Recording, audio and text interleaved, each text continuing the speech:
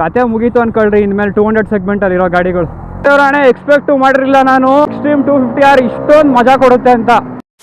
ಇರೋ ತಿರುಗಿ ನೋಡ್ತಾರೆ ಗುರು, ಒಂಥರ ನನಗೆ ನಾನು ಗಾಡಿ ಓಡಿಸೋಂಗೆ ಒಂಥರ ಫೀಲ್. ಸೀಟ್ ಹೈಟು ನಾನಿರೋ ಹೈಟಿಗೆ ಗೊತ್ತಲ್ಲ, ಟಿಪ್ಟೋನೆ ಯಾವಾಗಲೂ. ಡ್ಯೂಕ್ಗಿನ್ನ ಸ್ವಲ್ಪ ಪವರ್ ಜಾಸ್ತಿನೇ ಅಂತ ಅನ್ಕೊಳ್ಳಿ. ಯಾವುದೇ ಥರ ಒಂದು ಟಾಪ್ ವೇರಿಯಂಟು ಬೇಸ್ ವೇರಿಯಂಟ್ ಅಂತ ಬರಲ್ಲ, ಒಂದೇ ವೇರಿಯಂಟ್ ಇದ್ರಲ್ಲಿ ಬರೋದು.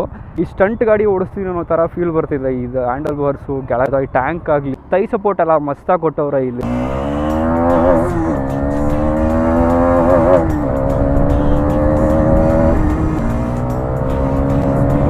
250cc ಒಂದು ಗಾಡಿ ನೋಡ್ತೀರಾ ಅಂತಂದ್ರೆ ಡ್ಯೂಕ್ಗೆ ಬಿಟ್ರೆ ನೀವು ಎಲ್ಲ ಸೇಮೆ ಅನ್ಕೊಳ್ಳಿ ಈ ಗಾಡಿಯಲ್ಲಿ.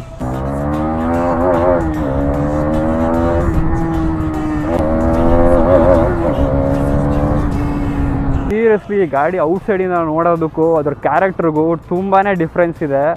ಏನು ನುಗ್ಗುತ್ತಾ ಗೊತ್ತಾ ಗುರು.